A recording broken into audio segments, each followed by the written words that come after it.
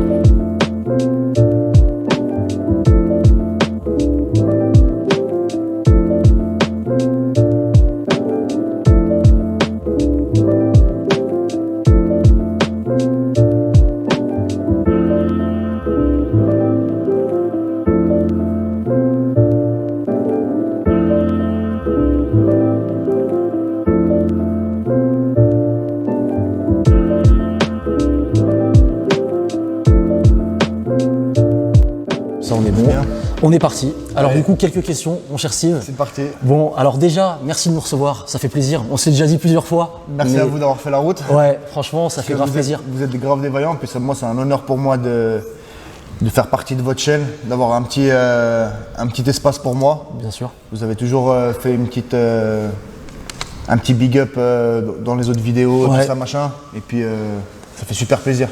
Alors, tu vois, comme je disais, c'est... En fait, si on a fait ça, alors c'est évidemment parce qu'avec Walid, on kiffe le faire, mais c'est aussi la manière dont tu nous as reçus pour l'ouverture de ton club, c'était il y a à peu près un mois. Et ben on est arrivé, on a fait un barbecue après l'entraînement, on a rencontré plein de gens, donc franchement ça faisait vraiment plaisir et on s'était dit avec Walid, il faut qu'on retourne voir Steve, ça fait pas longtemps que tu as commencé ton petit projet. Exactement. Ouais. Donc du coup on est de retour et justement on est là pour parler de ça, c'est-à-dire qu'est-ce qui se passe ici dans ton club Brazilian Jiu-Jitsu, Evolution. En fait, on va commencer avec la première question.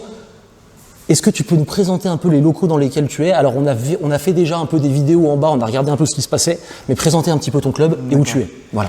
Alors en fait, nous là on est à Crampsal, c'est une petite commune juste collée à Annemasse. D'accord. Ouais. Et le bâtiment en fait c'est Annemasse Squash. D'accord. Donc en fait, par le biais de quelqu'un qui travaille donc par le biais de Sébastien Amazeo, qui a son entreprise qui s'appelle Mazimo, qui est dans tout ce qui est vente d'appartements, locaux, machin.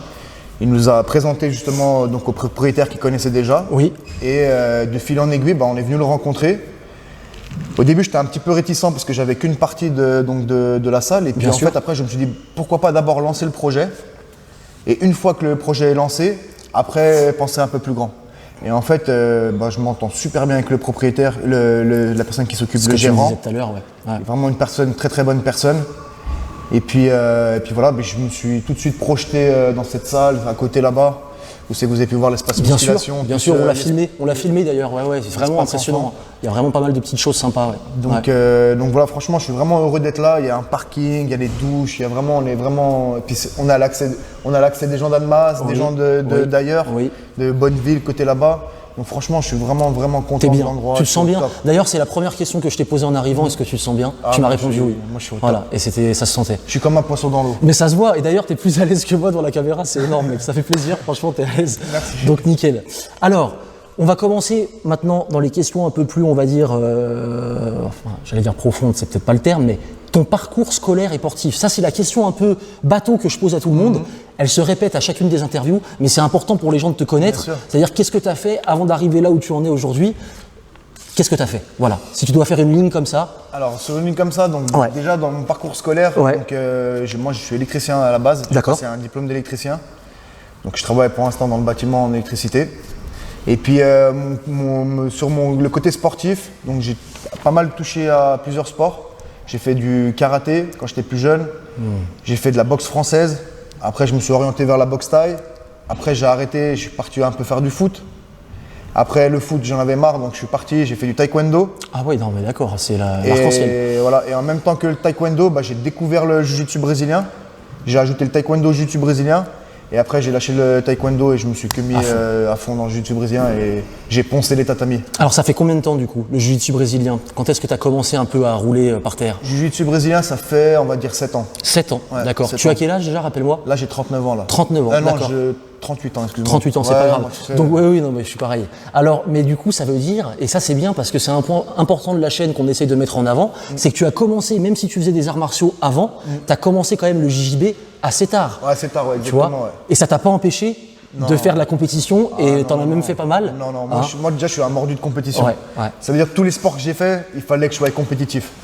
Et dans le jiu-jitsu, ce qui est bien, c'est que comme dans les vidéos précédentes que vous avez parlé, on peut faire du jiu-jitsu des compétitions jusqu'à 80 ans. Tant qu'il y a des adversaires, tant que votre corps il vous le permet, C'est énorme. on peut y aller.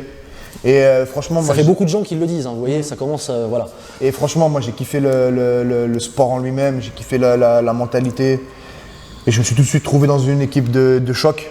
Donc la team Anderson Pereira là, à Genève, Ouais. c'est la Ligue des champions d'Europe, on va dire. donc voilà. Oui, c'est Franchement, vrai, j'étais au c'est top. réputé pour ça. Ah, Moi, non, je connais très peu, parce que tu vois bien, je débute depuis 3 mois, je connais très peu tout ce monde de la compétition, des teams, etc. Mais c'est vrai que déjà, avec le peu de vidéos que j'ai regardées et le peu d'échos que j'ai eu, Icon est quand même vu comme une école très solide. Attention, Ouais. comme il dit Anderson, on est une école que quand les gens ils voient notre patch sur les tatamis, ils savent que ça va être la guerre. Voilà. Ça va être la guerre. Et puis, quand on a des gars comme Jordan, Ilke, Danny, toutes Des ces gros morceaux. teams-là, des gros morceaux, puis même les gars qui n'étaient pas compétiteurs, ce qui était impressionnant, c'est que des gars qui sont même pas compétiteurs, Ils sont déjà ils durs. sont trop chauds. Ouais. Je me disais, oulala. Ouais. Et en fait, quand je suis arrivé là-bas, je me suis senti. Super. Je me suis dit, ah là, ça va être là. C'est bon. Là, c'est le champ de bataille et c'est là que je veux avoir ma place. Bon, génial. Alors, pareil, donc là maintenant tu es entraîneur, on l'a dit plus ou moins parce qu'on parle de ces locaux, donc tu es entraîneur ici. Ton passage, comment s'est fait ton passage, on va dire dans ta tête, d'élève à entraîneur? Parce que mine de rien, c'est pas rien ça, tu vois. Tu étais élève, tu prenais des leçons de quelqu'un qui t'apprenait un peu les choses, et maintenant c'est toi qui transmet ce savoir à des gens. Comment tu as fait cette bascule? Qu'est-ce qui t'a dit un jour je veux être entraîneur? Comment ça s'est passé? Alors en fait, moi, vu que je suis beaucoup passionné par ce sport et ça a pris beaucoup de place dans ma vie, c'est-à-dire que pendant un moment, j'ai carrément arrêté de travailler pendant 2 ans Ah oui, d'accord. et je me suis dit, je vais me consacrer à fond. Il faut que mon niveau, il explose. Ça veut dire que j'étais ceinture bleue à cette époque-là, je venais d'avoir ma ceinture bleue et j'ai dit, il faut que je me mette dedans à fond. Ouais. Donc j'enchaînais 2-3 entraînements des fois par jour. Et en fait, vu que je suis passionné par ce sport, j'ai toujours eu dans ma tête l'idée, je vais transmettre ce qu'on m'a donné. C'est énorme. Et après, moi, avec des gars comme mon professeur Anderson, Oui. et puis aussi Ilke qui donnait aussi de temps en temps des cours quand Anderson n'était pas là, je voyais ce qu'il transmettait, la façon de captiver les gens, tout ça. Moi, je disais, ça je C'est le fait ferai. pour toi. Je le ferai Tu tôt ou sentais. tard. Tu Je le sentais ferai tôt ou que- tard, c'était dans ma tête. C'est énorme. Alors, peut-être pas aussi vite, Oui. mais dans ma tête, c'était voilà, je vais le faire. Et puis après, il y a eu le Covid. Donc pendant le Covid, on ne pouvait pas s'entraîner.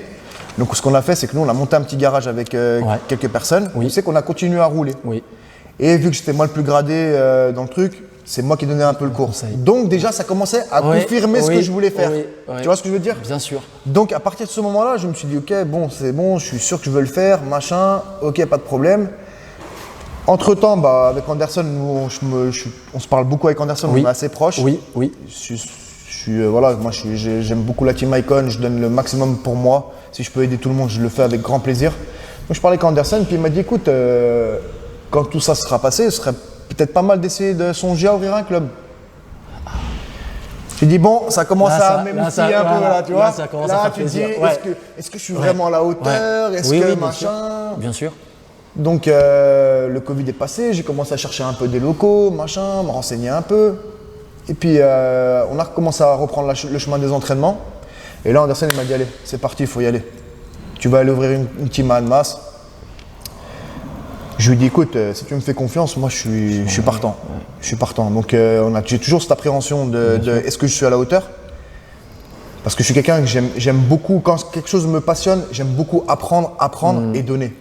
Tu vois. Et tu as toujours peur de ne pas être à l'auteur. Mais en réalité, quand je vois les gens rentrer dans la salle et que je les vois ressortir, je les entends un peu parler. J'entends aussi les bruits, les autres gens qui parlent sur la team. Donc automatiquement, ça veut dire que peut-être que j'ai pas une renommée mondiale comme des grandes stars du jiu-jitsu, mais voilà, Anderson, quand il m'a donné les clés pour faire ça, je pense qu'il s'est pas trompé. Ouais. Donc maintenant, à moi d'assurer. Justement, alors encore une fois, c'est pas de la flatterie si je dis ça, on se connaît quand même assez peu, mine de rien. Mais avec Wawa, quand on était venu donc, pour l'ouverture de ta salle, on se l'était dit tout à l'heure sur la route, en arrivant, tu avais ce côté-là, alors je suis personne pour dire ça, mais en tout cas c'est mon ressenti, et je vais l'exprimer aujourd'hui. Quand on t'a vu gérer la salle, la manière dont tu cadrais les choses, tu sais, quand les gars s'excitaient un peu ou ça partait un peu, tu avais une manière de cadrer. Ensuite, tu encourageais aussi les gens entre chaque combat. Et ben, je me suis dit, on s'est dit avec Wawa tout à l'heure, hein, encore une fois, c'est pas des bêtises, on s'est dit, il a un truc. Voilà. Est-ce que tu vas le confirmer ou pas?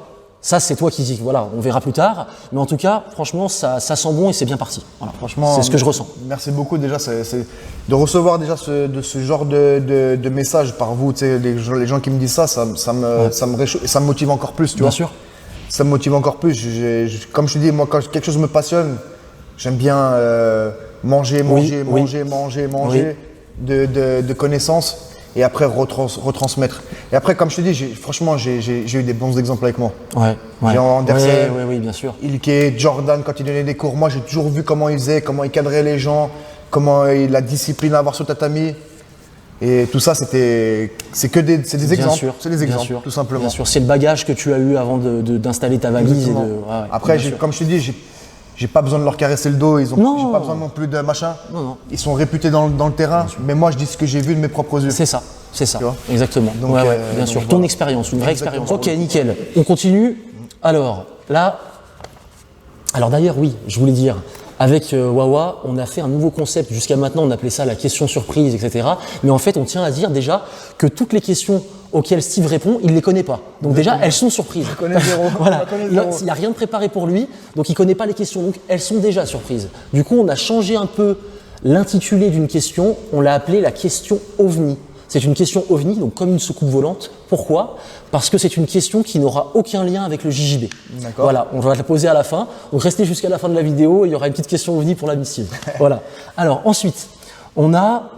Ah oui, alors celle-ci. En 3 mots, si tu devais résumer, avec ta courte expérience d'entraîneur, tu devais résumer le statut d'entraîneur, le poste d'entraîneur en 3 mots. Tu dois choisir 3 mots. Alors, passionné, dévoué et humble. Passionné, dévoué, humble. Voilà. J'ai jamais besoin d'en rajouter en fait. Après ces questions, en général, je crois qu'il faut que je passe à la suivante. Donc voilà. Ensuite, si tu devais choisir un mentor dans le JJB ou le grappling, mais tu t'en doutes, la chose est difficile. On supprime Anderson Pereira parce que c'est ton professeur, c'est ton entraîneur évidemment. Ce serait lui qui viendrait instinctivement. On n'a pas le droit de le choisir. Du coup, si tu devais en choisir un autre, ça peut être un gars que tu connais, ça peut être une superstar des États-Unis ou du Brésil. Voilà, un entraîneur, ton mentor. Tu choisirais qui? Alors franchement, moi j'ai pas besoin d'aller. Avec ce que j'ai autour de moi, ça me suffit.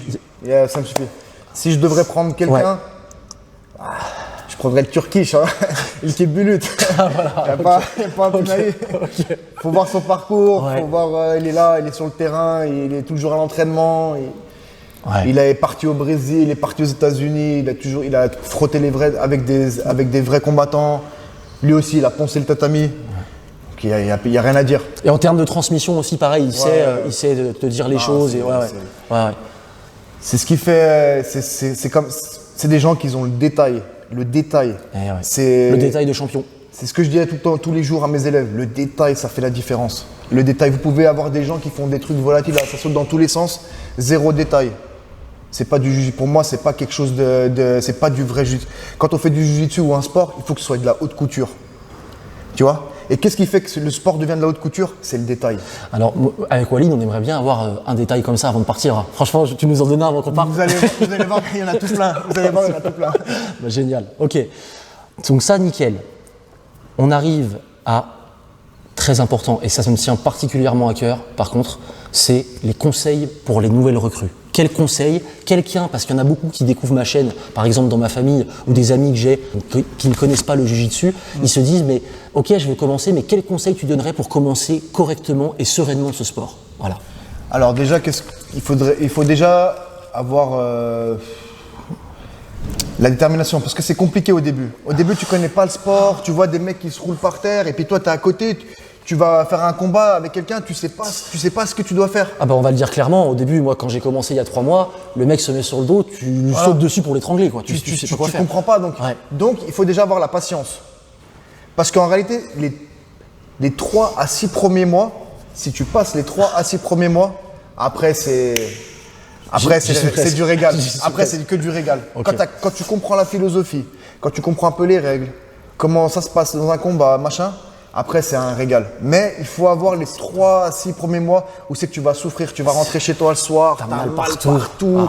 Dans les articulations, tu as des douleurs que tu n'as jamais connues de ta vie, tu vas connaître des muscles, donc ça t'ignorer dans ton corps, et puis t'es au sol, et puis t'es là en 2 minutes, t'en peux plus, t'es au bout du rouleau, tu sais. Donc il faut vraiment la patience.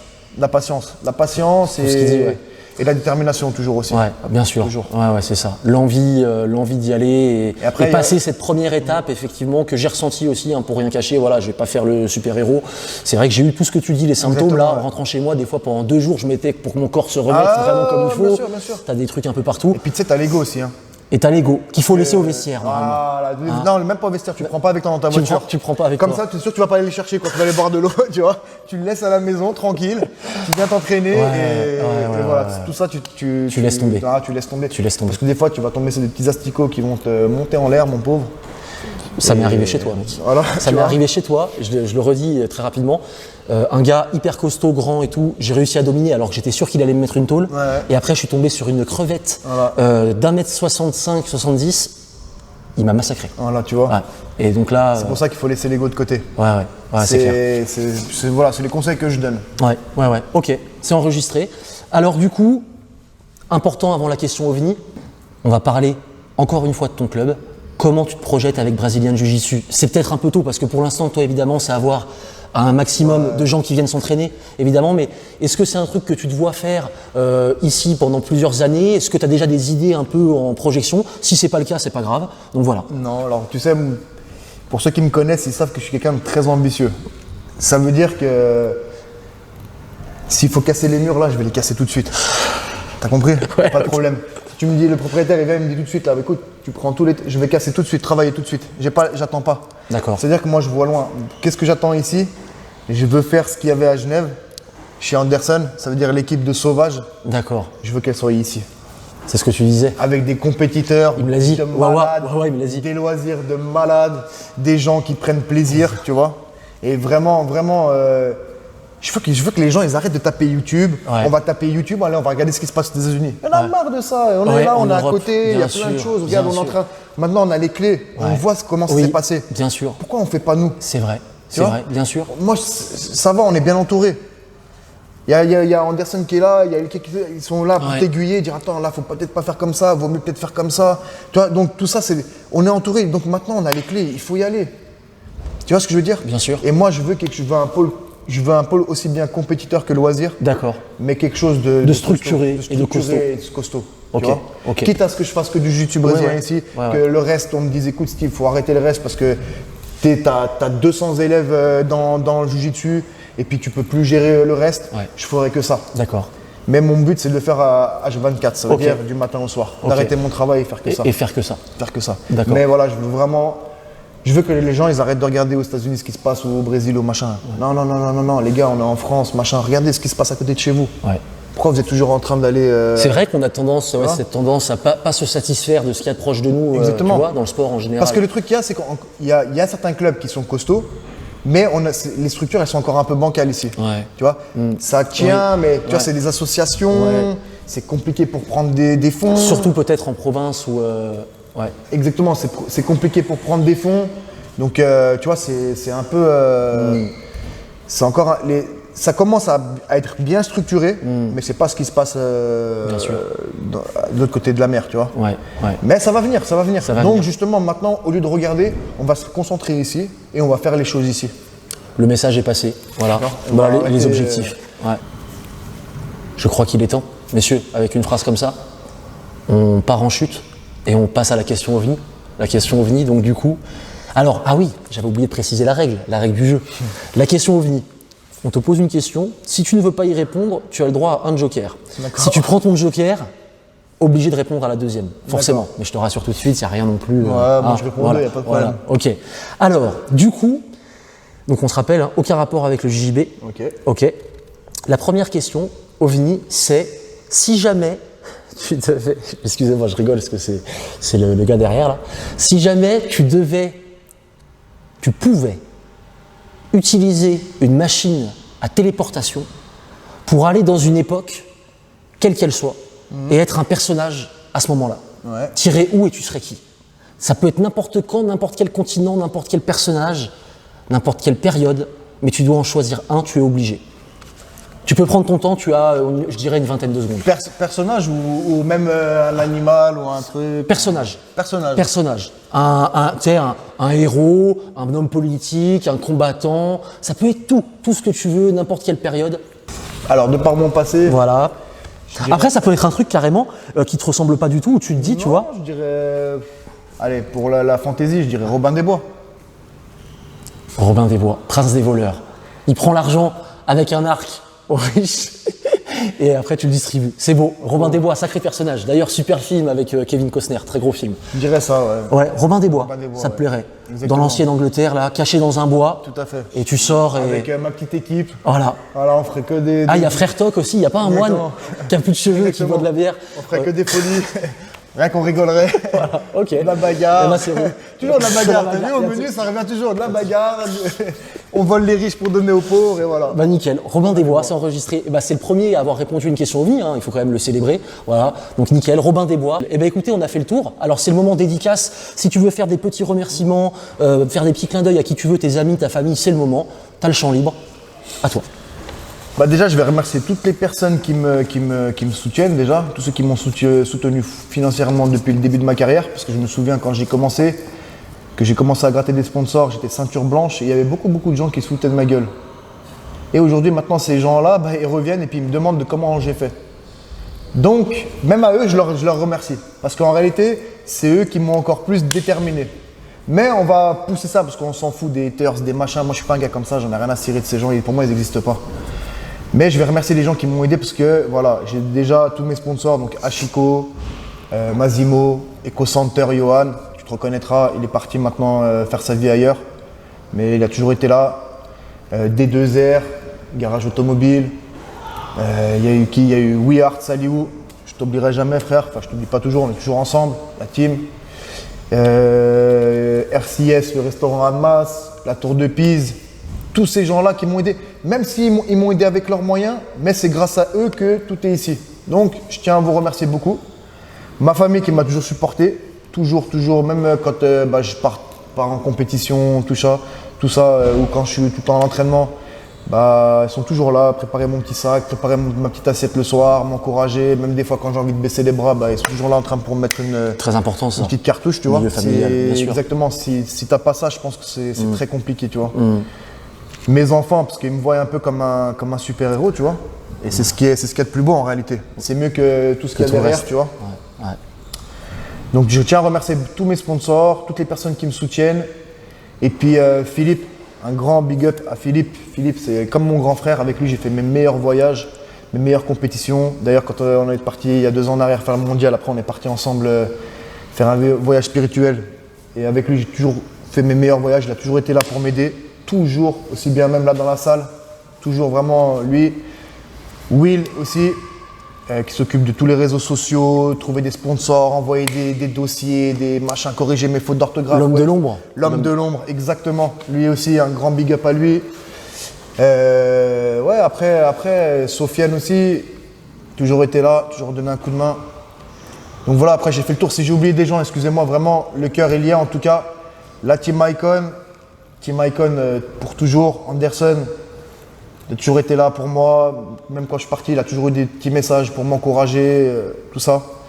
À l'entraînement, il ne me lâche pas. Il voit que je suis quelqu'un qui est déterminé. Donc je suis obligé de remercier Anderson, la Team Icon. Un grand merci pour la confiance et puis de m'avoir permis d'ouvrir ce projet. Un grand merci à vous les gars, parce que vous êtes venus aussi, T'inquiète mec. parce que vous êtes des vaillants. Comme on dit, pour nous, c'est en fait c'est tellement bénéf. On interviewe des gens qui ont fait un petit parcours dans le sport et qui ont fait des choses.